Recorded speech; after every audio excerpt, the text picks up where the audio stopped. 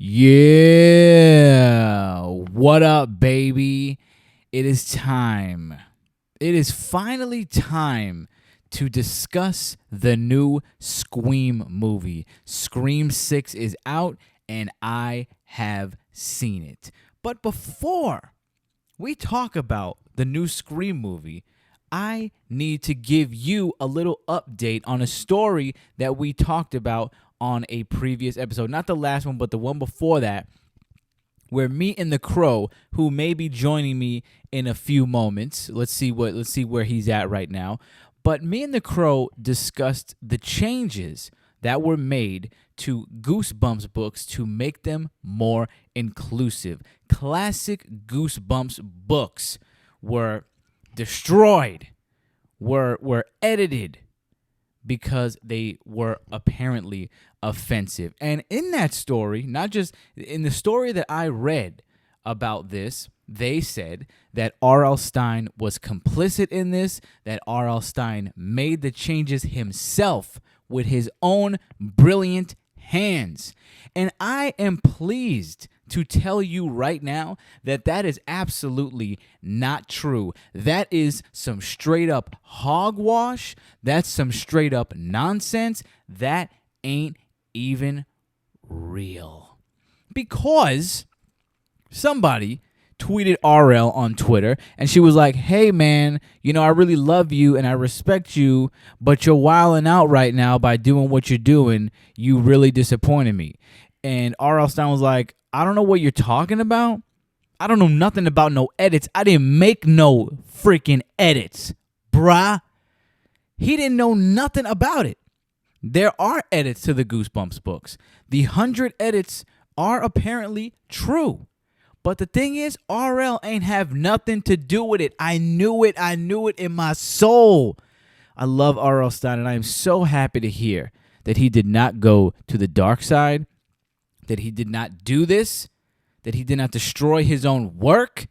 And I can believe this more than him going back and disgracing the beautiful Goosebumps books. I believe that he didn't do it. I believe that the publisher, that Scholastic, just didn't even say nothing, which they probably don't have to legally, and they made the changes themselves. They made a statement that they did this because they updated the language of their books, and from what I understand, this happened or started happening in 2018. So I don't know if they're continuing this. I don't know if they did like a limited run of these inclusive ebooks that nobody asked for, nobody wants, and probably nobody is going to buy.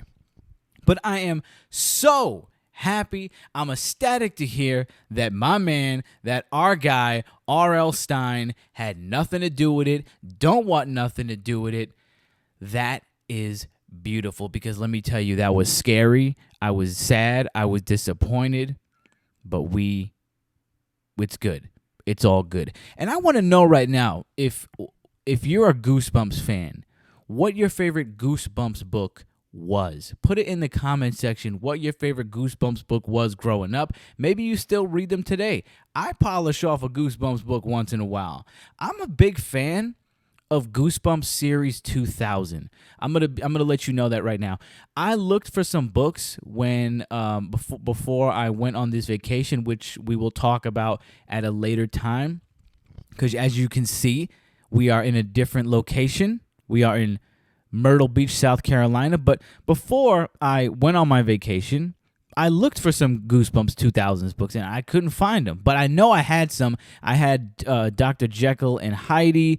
I had Creature Teacher. I had a few different books. And that, I'm going to go on a limb and say that I even like the Goosebumps 2000 series better than maybe the original lineup. I don't know, maybe I can't say like all of them, but I like the vibe of the Goosebumps series 2000. They were darker.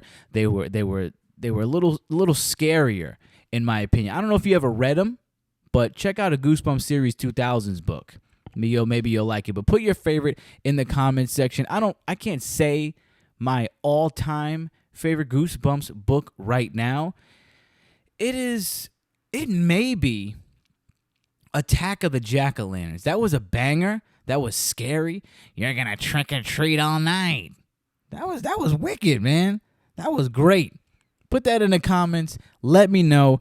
Now, let's get to Scream 6, the moment that I have been waiting for a long freaking time. Now, right off the bat, let's talk about this. I was nervous because of how Scream 5 went down. I was not a fan of Scream 5, as you may know if you listen to the show. I was not a huge fan of it. I thought it was kind of boring. It was like whatever. I liked maybe 2 scenes in the movie overall, maybe 3. Like it was like I wasn't vibing with it, and it was honestly a disappointment. Scream 5 was the worst Scream ever. Okay? Not that it was nowhere near Halloween Ends. Let's be real about that.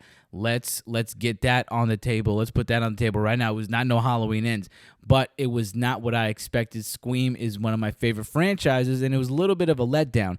Now, was Scream 6 a letdown? Did it continue on? I'm going to say this. Absolutely not. I loved Scream 6. I was pleasantly surprised. I thought by the trailer that it was going to be better than Scream 5 for sure, but I didn't know how much better. Let me tell you right now, it is leaps and bounds better than Scream 5. So let's get into the nitty-gritty. Let's get into the details of why I liked it. Let's start first and foremost with the opening. Scream is known for the banger openings, for great openings, hot people getting a call and getting killed. It's pretty standard stuff. They don't usually deviate from that.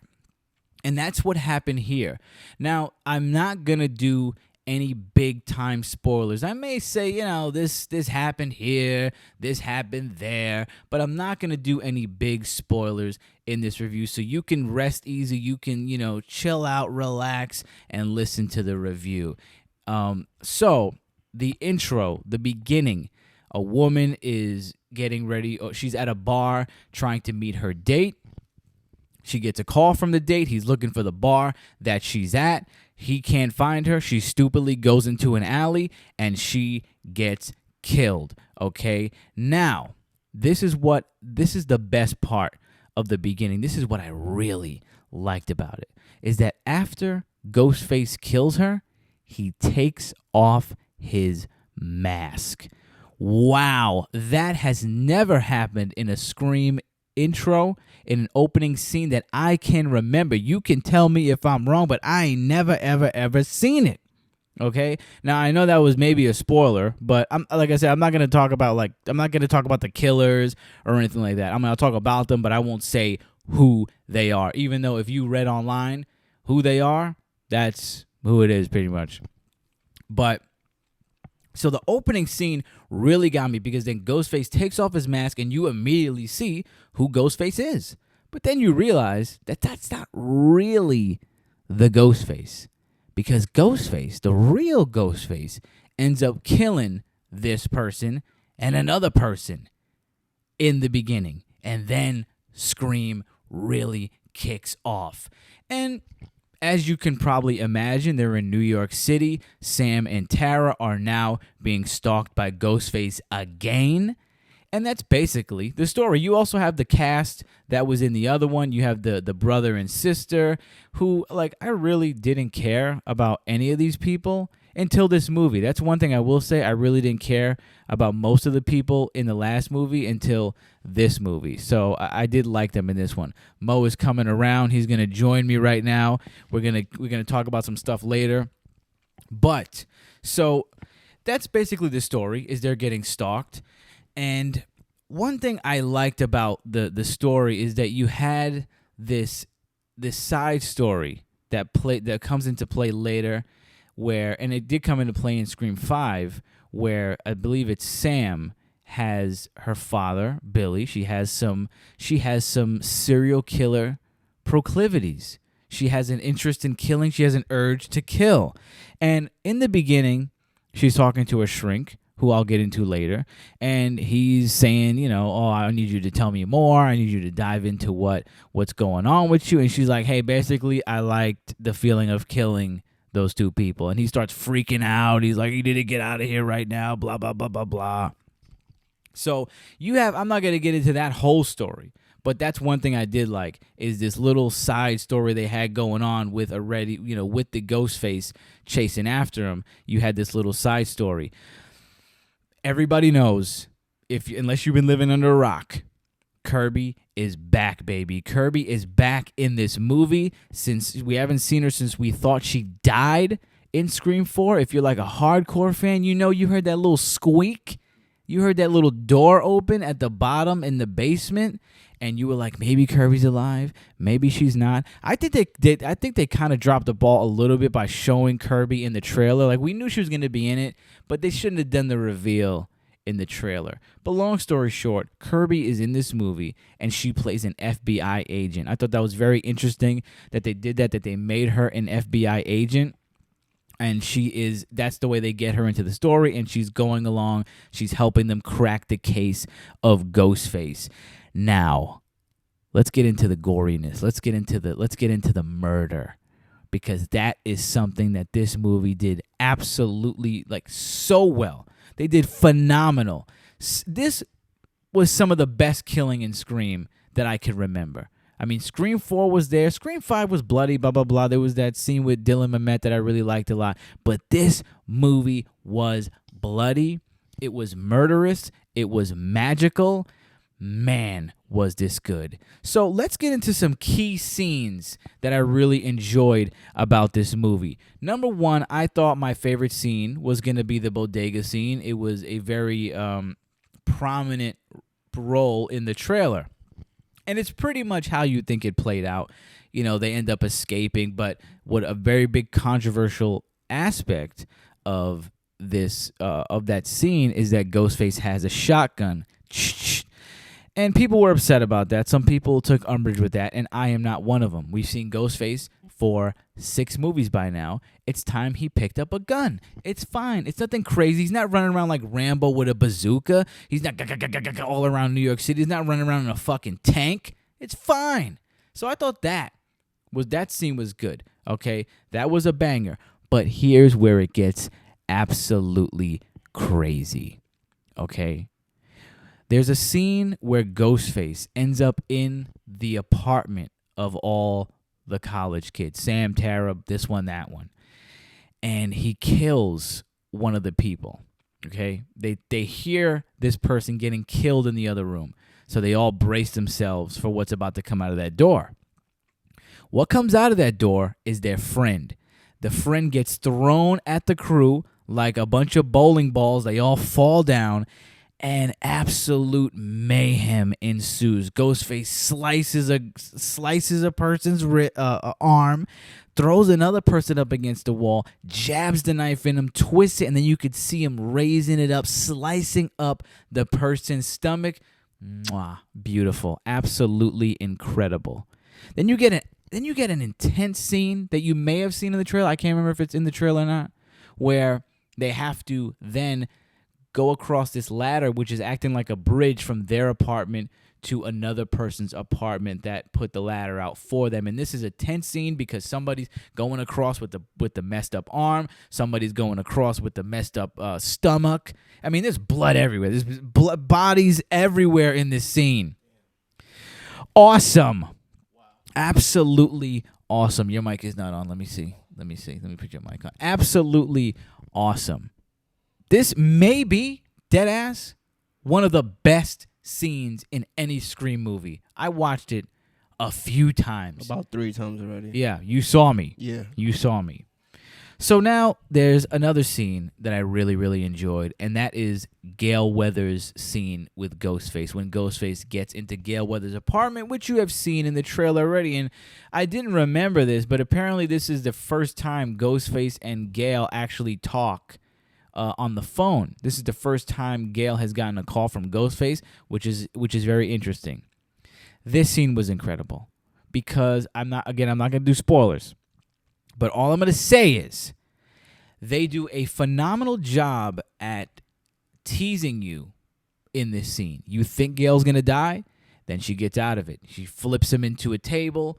She ends up almost stabbing him. Then this happens, then that happens. They do an absolutely incredible job of making you really guess what's going to happen. Like, I think everybody went into this movie thinking Gail Weathers is going to die, and I'll talk a little bit more about Gail Weathers in a moment. But this scene made me question my gamble here, my bet, my theory about what was going to happen. And I will not say what happened. All I will say is I liked where they went with it. I liked the entire scene. It was, Gail Weathers is her normal self. She's funny. She's witty. She's shooting Ghostface through a couple doors. You don't know if he's here. You don't know if he's there. Beautiful. It was beautiful. And what they did at the end of it, like how it played out for Gail Weathers, I think it was for the best. I'm not going to say what happened here. So the last scene that was magnificent was the finale. Every Scream, pretty much. I don't think there is a Scream, even though I shit on Scream 5, I even like that finale, as weak as those killers were to moi. The finale of this Scream, I've heard that people were bored at the last 30 minutes, and I'm like, what the fuck are you talking about? That last 30 minutes was flames. You're wildin', you're bugging, you're tripping. The reveal of the killer / maybe killers, which that's what it usually is in Scream. We've only ever had one solo killer before, so I'm not going to say much about that. But all I'm going to say is I was very happy and surprised with the reveal, even though I read the spoiler already, so I can't. But I was like, maybe the spoiler's wrong. Maybe it's wrong. Maybe it's this person. Maybe it's that person. Blah blah blah. But if you read the spoilers, that's what it was. So there you go. But the violence in this scene, this is another unprecedented moment. We talked about the beginning where Ghostface is unmasks in the beginning. Now you get this part in the finale where someone is fighting Ghostface, and two Ghostfaces, I don't know what the plural for that would be. Two Ghostfaces come out at the same time and stab him up. Bam, bam, bam, bam, at the same time. And I ain't never seen that. I can't remember. I mean, you always see the Ghostfaces in the finale, like unmasking, right? But this is before they unmasked. This is before the killers unmasked themselves. So you get two Ghostfaces. So now you find out there's two Ghostfaces before the unmasking, and you find out and you see them absolutely butchering this person. Wow. It was awesome. I mean, the kills were great, but at the end is where it really got bloody, it's where it really got violent, where the pressure really kicked in. I don't understand. I don't grasp how people are saying that this was boring. You're tripping. This may be. I'm wrestling with the idea that this is the best finale to me. I know the original Scream heads are gonna go, "Oh, Billy and Stu is the best. You can't beat it." But let me tell you right now, Scream 1 and even my favorite Scream. I'm gonna let the cat out the bag right now. If you ain't heard our All About Scream episode, if you ain't heard the All About Scream episode, make sure you go listen to it. But Scream 1 ain't even my favorite Scream. All right? So this may go down as the best finale next to Scream 4. Yeah. Oh my God, this was awesome.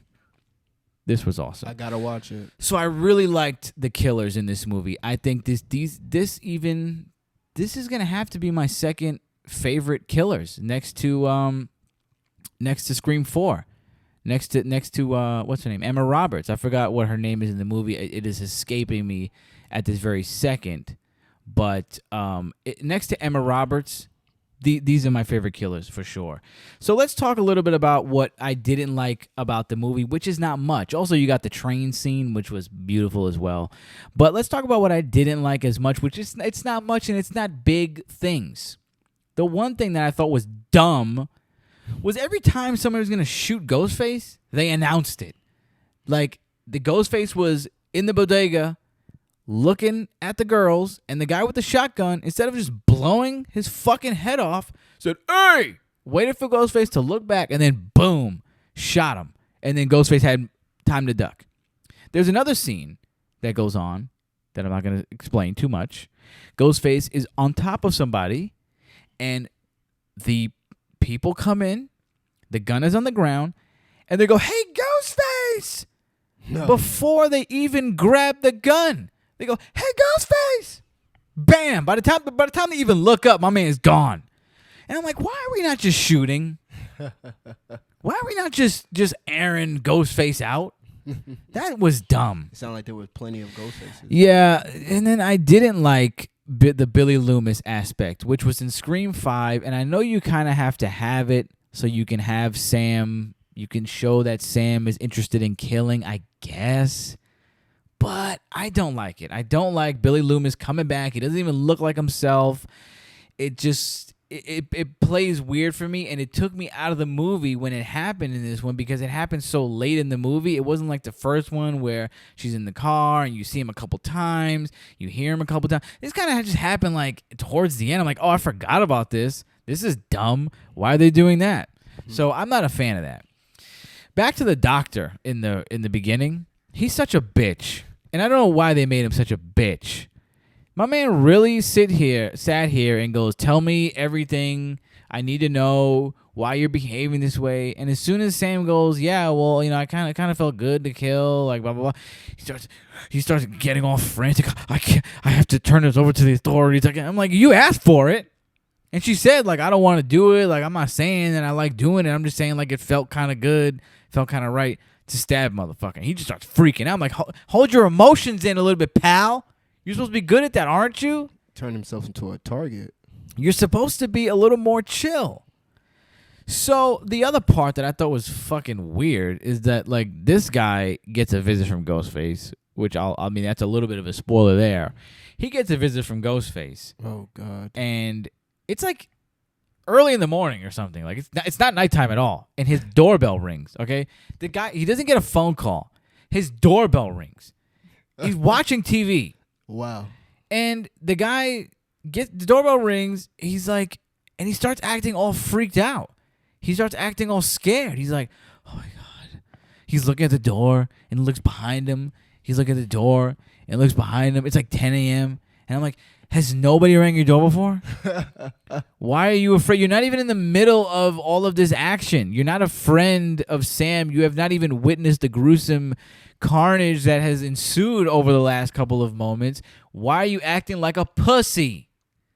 There was no reason for him to act like that. Unless maybe, listen, enlighten me in the comments. Enlighten your boy. Maybe I missed something. Maybe I'm tripping out. But he was such a hoe. And I was like, what the fuck? What the hell is wrong with you, boy? Like, wow. So I have this question because I know that this was a big point of contention for everybody, and rightfully so. So everybody was a lot upset that Neve Campbell wasn't offered the correct amount of money or the amount of money that she would have liked to got, right? And people were saying that they should have gave her the amount of money to get her back because it is necessary for her to be in Scream. And I can see exactly where you're coming from. But this movie proved to me she's not necessary anymore. I know I'm gonna get a lot of hate for that. I know I'm gonna get a lot of hate for what I just said. But I really believed Sam. I warmed up to Sam in this movie. I warmed up to the friends more in this movie. Tara was always good. Jenny Ortega was always good in the last one. But I really believe the crew, the cast, carried the weight, especially because Gail was in it. And this is my point that I'm going to get to, that this may be controversial. Some of you may agree. A lot of you probably won't. Is that I believe that Gail Weathers, if she dies in the Scream franchise now, will leave a bigger hole than Sydney. Sorry to say it. I believe she's more of an entertaining character. I enjoy her in the movies more. I enjoy her scenes. She had a lot of back and forth with Kirby in this one. Gail ended up finding the way they got to that warehouse was because Gail found it. And Kirby's in the FBI, and she's like, how the hell did you find it? And Gail's like, it's investigative journalism. I'm good at my job. Maybe you'll get there someday. And I'm like, damn, burn. Like, burn, sis. Seriously. Gail's always good for a burn. Always good for a scathing remark. And she's a badass, just like Sydney. She's not a puss. She doesn't back down.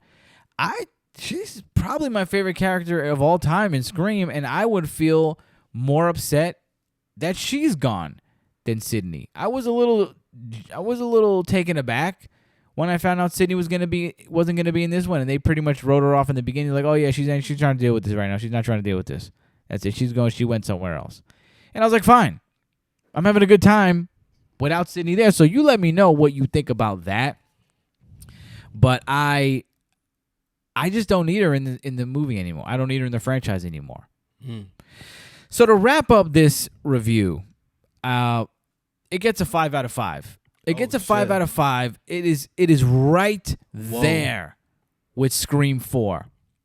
It may be a little better because there was like a little lag to me in Scream 4, but this movie was just bang, bang, bang. I mean, I was not bored in this movie ever. There was the scene where the chick is explaining the horror movie rules, which we've seen in every Scream. I was like, whatever, like we don't really need it. But there was certain parts of it that were funny, which I would also critique this movie a little bit and say it wasn't as funny as Scream usually is, but everything else made up for it. So I'm not gonna bust this movie's balls too much. It was it had its laughs. It wasn't as funny, but it made up for it. So this movie was a 5 out of 5. I'm really going to have to watch Scream 6, and 4 back-to-back to see which one is going to take it. But this movie damn well might. And Justin watched it and said he loved it, and it's probably his favorite Scream. Me and Justin were texting about it. Justin's doing all right, even though you haven't seen him in a while. He's doing great. He said it may be his favorite Scream ever, and he's a big Scream 1 head. Really? So there is my review for Scream 6. If you haven't seen it, go see it. Scream 7 is on the way. It got greenlit. Yeah, and apparently it's going to get shot in this year. A criticism I did see that Justin pointed out to me was people were saying that New York was not utilized enough. And I was like, they did the scene in the bodega. They did the scene on the train. What do you want them to do? Throw somebody off the Empire State Building? Central Park. Yeah, like, I mean, it wasn't much more you could do without making, like, New York. What if he wanted to see the hood scene? Yeah, it wasn't. They should have went to the hood, but this wasn't Ghostface Takes Manhattan. All right, relax. It was fine. They did a good job. They knocked it out. I think they did a phenomenal job, and it exceeded expectations. Go see Scream 6 if you haven't already. Banger. Who will win, the Ghostface or the Bloods? I want to see Ghostface versus the Bloods. That'd be dope. Really? Yeah, I want to see that. Now, speaking of horror movies, I saw something that lit my heart up the other day that really made little Gwiffy happy, a happy boy. And that is set photos from Five Nights at Freddy's were released online. This is wild to me. What is wild about it? I knew that was in like the making, but I didn't think it was gonna go through. You didn't think they would go for it? Yeah. I guess it was just because I know the creator is constantly doing a lot of work, and sometimes it's hit and miss with his stuff. But it's a decent franchise. He has a cult following behind it. So I didn't know how they were gonna do a movie, how they were gonna the presentation, because it is from us as the character, watching the cameras and everything else like that. POV. So, POV, yes. So I didn't know how that would play out altogether. So I'm interested to see what this will be like. Okay. So they did release set photos. So you ended up seeing the front of the Freddy Fazbear's Pizzeria. Mm-hmm. You also saw an ice cream stand that was in the mall, I believe. And you got scenes. You got pictures of Freddy. They got a picture of them setting Freddy up outside of the pizzeria. I don't know what they were doing with him. I don't know what was going on. But you got to see like the side view from a little distance of Freddy. And let me tell you, I am so excited for this. Because I'm not a Five Nights at Freddy game player. I don't play the games. Have you played it? I played it on my phone. Oh man, you haven't played it when it first came out? I did. I played it like around the time. I think 3 was already out. Like the third one was already out by the time I played it. But I love everything about it. I don't like playing it so much. What I do, if I didn't already watch somebody play all of Security Breach, I would have played Security Breach. Yeah. But I had COVID or something that time, and I was like, I have literally nothing to do but watch Dawko play all of Security Breach, and it was one of the best times of my life, honestly. I had no responsibilities. I had nobody to worry about. I didn't even know you was into the franchise. I love it. I love it so much because like just everything about it Yeah. is so cool. The idea of kind of this wicked, possessed, Chuck E. Cheese-esque restaurant is already fascinating to me. That's what got me into wanting to play the game. But I didn't like the mechanics of the game. I didn't like how it's played. Okay. But the Security Breach changed that. Have you ever seen what Security Breach is? Yeah. I've seen all the games. I actually, similar to you, I watched the playthrough. I know the lore a little bit more than most people. Yeah. Yeah. So I'm excited for like just the idea for the movie. So I'm just in my head. I'm like, yo, where's the timeline? Where is this going to be in the timeline? Are we going to in the beginning? Are we going to go to a side story? All right. So from what I understand, I may be off. Is that so? You know who William Afton is? Yeah. Okay. So William Afton is the guy who created all this, who I believe is Springtrap as well. Nope. You let me know. You Freddy ears. I forgot what they call the fan base. You FNAF heads. You FNAF. Yup. You FNAFers. You let me know if I'm tripping out. Okay. There you go. But William Afton is also Springtrap, and I think the movie follows his son, who is Matthew Lillard. Speaking of Scream, right? You know Matthew Lillard. He's Shaggy from Scooby-Doo. Yes. So Matthew Lillard is William Afton is his son or something. Yeah, his son. And I don't know where it goes on from there. I don't know. He's I think he plays a security guard in the Five Nights at Freddy's pizzeria. Wow. That's what I believe it is. So, it's not gonna be like a POV movie. It's gonna follow a person. Exactly. Whatever. Yeah. So I'm very excited. The set photos look good. The set photos look great. It was just cool to see. I've watched. There's a dude named Segan Hawks who did a retrospective on Five Nights at Freddy's, all the games leading up to Security Breach at that time, and he ended up doing one of Security Breach. It's like a 5-hour video. Mm-hmm. I watched it like a million times. Damn. I played in the background when I'm cleaning. I think I watched that also when I was sick, and I didn't retain all of it, but I love that video because I love the lore of FNAF. No, it's a great lore, and it's not one that's nailed down. Because after a certain point, you don't know what. I don't think you know what the bite of 87 is. It's alluded to, but you don't know what the bite of 87 really is. You don't know a lot of things, and that's what the fun about it is people giving their theories. Yeah. So I may be butchering a lot of this stuff because I'm not in it like but I do love it. I do love hearing about it. I've wanted to interview like Segan Hawks or somebody who's really into this and go deep into Five Nights at Freddy's. It's a wild thing. So that's something I really want to do. I mean, and then there's people that get the books and everything else like that, and it's just like... Yeah, I have read... I did end up reading a little bit of the Silver Eyes, but I didn't finish it. And then I have read the Five Nights at Freddy's books. I can't remember what they call them, but it's the one where it's like where it's an anthology series, so it's different stories in each book. It's like 5 different stories, and at the end there's a continuing story. That was dope. There was a kid who got stuck in the Freddy costume, in the Freddy thing. I think I ended up reading 2 of those. You start to get hints of, like, from other stories, you start to theorize what kids became the new mascots. Yeah, because the kids' souls are in there. Yeah, there was one story where a kid ended up falling into the ball pit at Five Nights at Freddy's, or at like another pizzeria, a different pizzeria, and he went back in time to Five Nights to the Freddy Fazbear's pizzeria, and he was like hanging out with a kid, and he was doing all this stuff, and then every time he went down there, again and again, like it got darker and weirder and crazier. I don't want to say what happens in the story. I think it's like in the second book or something like that. But it's an awesome book series. So I'm into it to that extent. But I gotta refresh my knowledge on it. I believe when they come out, I don't know what the next game will be, but if it's in the same vein as Security Breach, where you can move around, I'm gonna play it because I already know what happens at the end of Security Breach. So I'm not gonna play it now. I've seen it played a million times.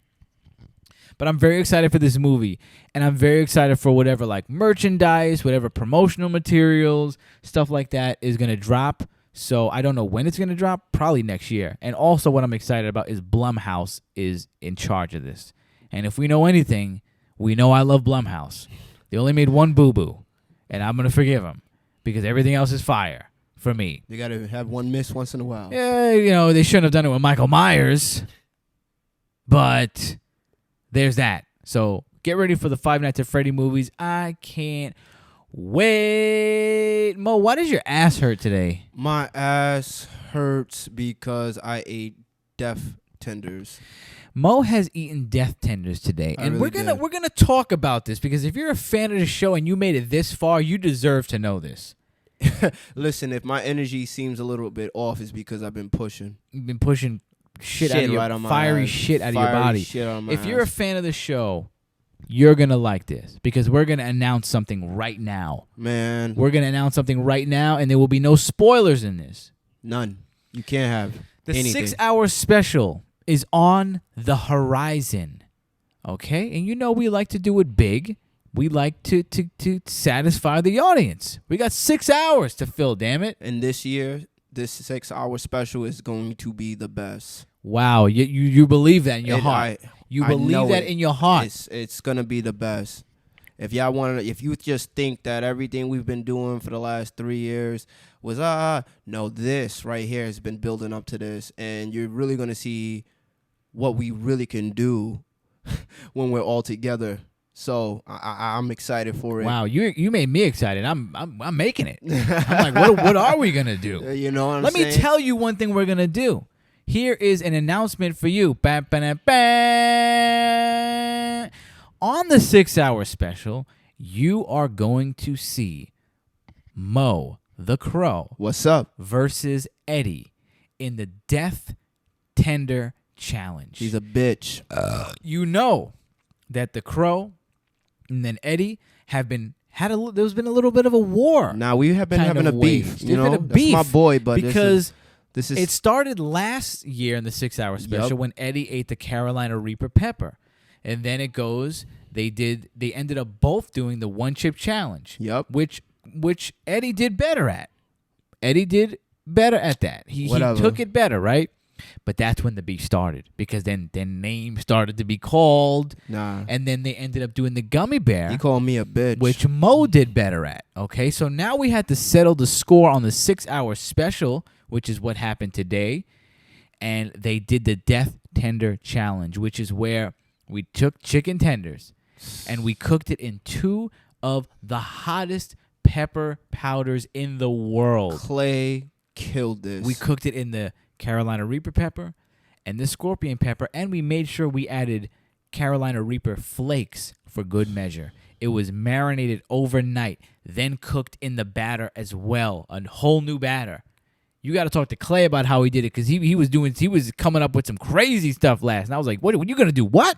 You're going to kill these guys. When I hear Clay's explanation, I don't know if it's going to make me want to fight him more. You want to kill Clay right now. I do want to kill Clay. I mean, Yeah. the chicken was good, but then it just turned into a nightmare. So they had to see who can eat the most chicken tendies in 2 minutes. And let me tell you, it was a show. It was a show that you are not going to want to miss. Can't. And Mo is regretting it right now. I mean, I've been regretting it for like What? 6 Tell hours. him what happened to you at the when we went out shopping Oh, today. I can say that part. Let's say that part. Okay, now. listen. A few hours after the challenge, seemed like it was all good. You know, I did my thing. EJ did his thing. We put our best foot forward. That's right. Now- Hours later. This is hours later. now. like at least 4 hours later. Now we're going to the board. We're going to the boardwalk and near the beach, obviously. And we get to the arcade. Now I'm chilling in the arcade. I'm like, oh, okay, this is cool. You know, the South got some cool stuff here. I'm chilling. I'm thinking, you know what? Let me go get a card and play a games. That was not happening. Because immediately my stomach started just acting up. I'm like, whoa. Nah, I'm going to let this succeed. You know, it might just be whatever, right? We get outside the arcade. They're talking about ordering pizza. And I'm like, now something is happening to my stomach. It started to happen. If you've seen that one chip challenge, I was like bowing down to the earth. I was like, nah, something's good. They were talking and I felt like punching them all in the face the entire time. I just sat on the floor near the wall and I'm like, yo, please stop talking, get this pizza and let's get the hell out of here. Now I'm like, all right, cool. They finish, they make the order. I'm like, all right, cool. We're about to leave. Now these guys go to the gift shop. I'm telling myself I'm gonna be able to handle this. I'm good. I'm good, bro. I'm good. I'm You good. It's good. not that bad. It's not gonna get worse. Lies. I'm walking in that bitch, and all of a sudden I get 10 to 20 feet in, and I'm like, yo, I can't handle this. They're talking, still talking. Their voices is irritating me. Now I'm looking at Are Gritty. you sweating? I'm not sweating yet. My stomach feels like it's about to explode inside. I don't feel nothing but like the urge to poop. Now I'm like, yo, I want to choke Gritty. I want to choke Pass. I want to choke Clay. EJ gonna get punched in the face. Everybody has to die. And I'm like, yo, Pass, I need to go to the bathroom. We find a bathroom. Walking up the stairs was a killer. Then we walked back down. Every step that I made was horrible. It was horrible. Every step I made just made me pissed. And I get to the bathroom, and there's somebody fucking in there. And I just sit on the ground, and I know this person heard me say, this motherfucker better get out the bathroom.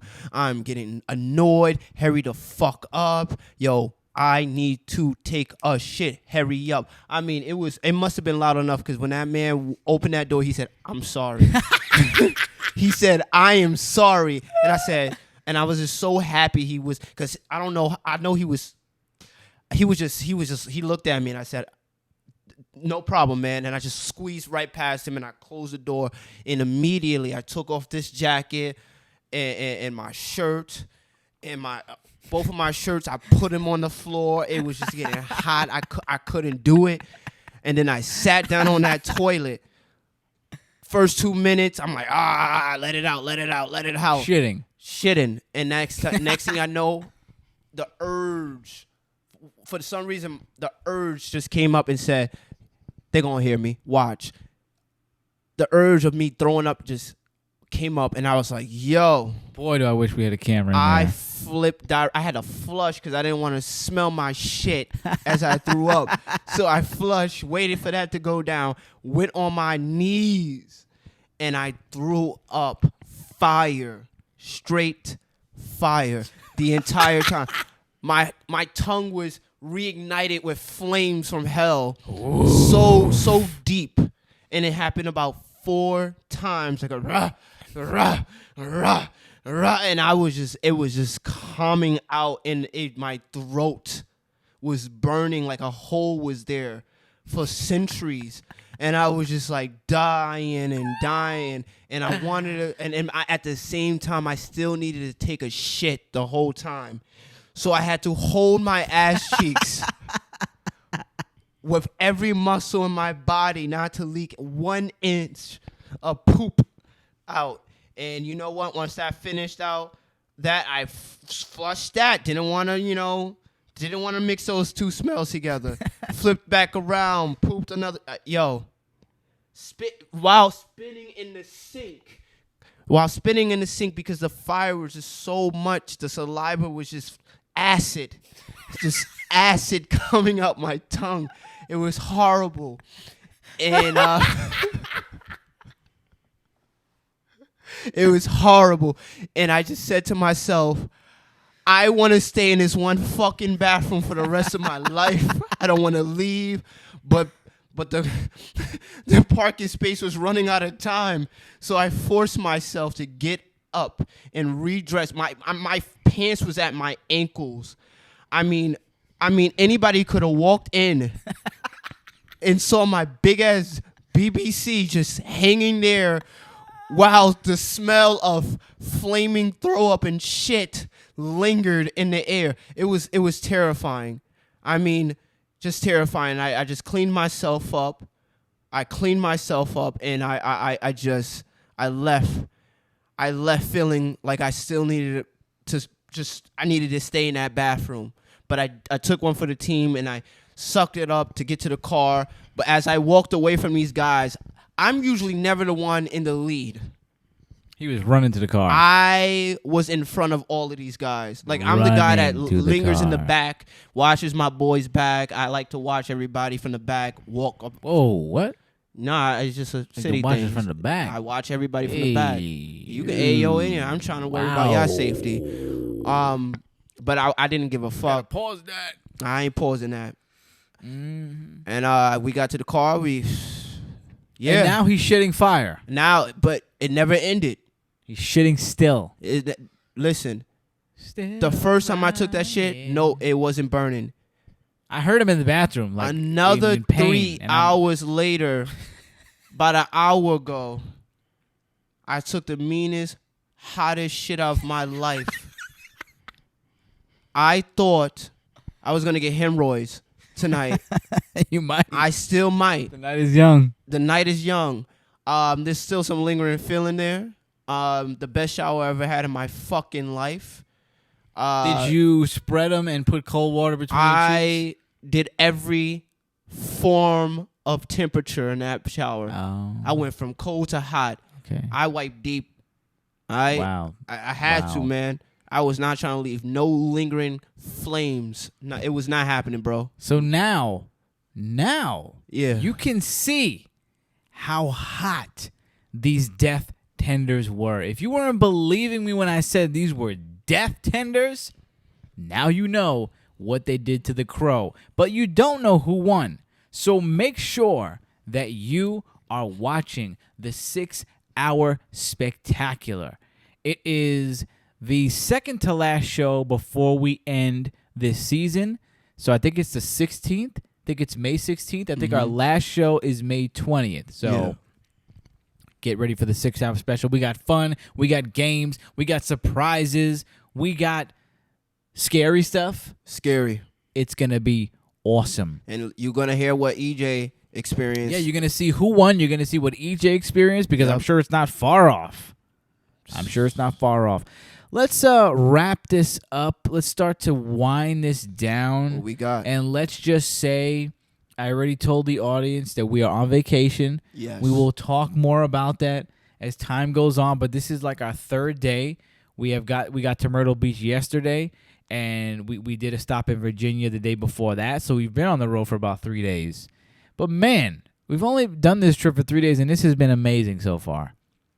I might end up moving to the South, to be honest with you. Listen. Like, I'm a New York boy. I'm a city boy. But Dre always told me, and I think my mom also told me that they think that in my past life, I was from the South because I've always had an affection towards the South and an affinity towards the South.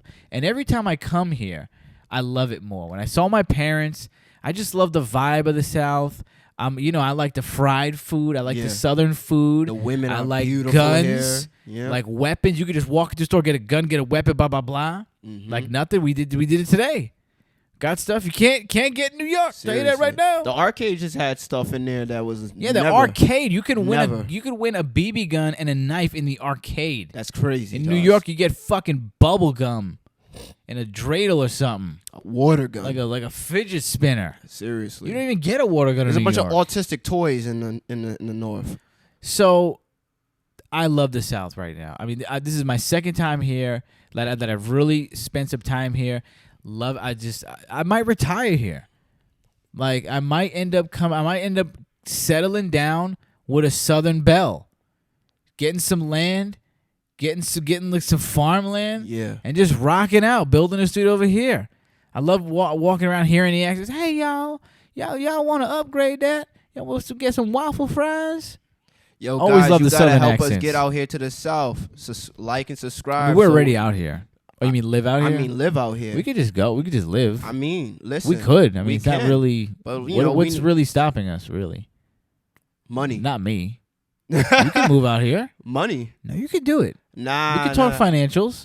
We'll talk about You could that do on it. the I side. think you could really do it. So you may end up seeing. You might get country gritty after a while. But I went to Hooters the other day, which is one of my favorite places on the planet, and it was great. Got the fried pickles. It was awesome. I wasn't there.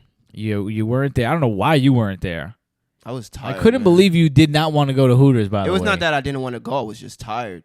You were that tired? Yeah, I was actually tired. We didn't do anything that day. What are you talking about? We didn't do any didn't get work enough that sleep. day though. Neither did I. We just run differently, bro. I need enough sleep. I can go to Hooters on 0 hours of sleep. We're going back to Hooters, man. We are going back, and we will be here for an undisclosed amount of time. But you are going to see some more footage. You're going to see some more fun from Myrtle Beach coming very soon. That's it. Make sure you like. Make sure you subscribe. Everybody rejoiced that R.L. Stine did not make the edits. You know what he needs to do? He needs to go down to Scholastic right now and start slapping people. Yo. He needs to show them what Slappy's about. What they He's like, you did what? You edited it. Boom! Coming from the hip with BAM! Don't touch my fucking That's what the books. fuck you need to do, R.L. You need to slap some people. And I would call be them all the so names mad if that somebody, they want to take out. if I'm alive and I write a book and somebody just edits my books after it's been bestseller for so many decades, I would be so mad. Gonna slap some Without people. my gonna get seriously, slappy without my on your permission, ass. I would be so fucking mad, man. Peace and love. See you next time.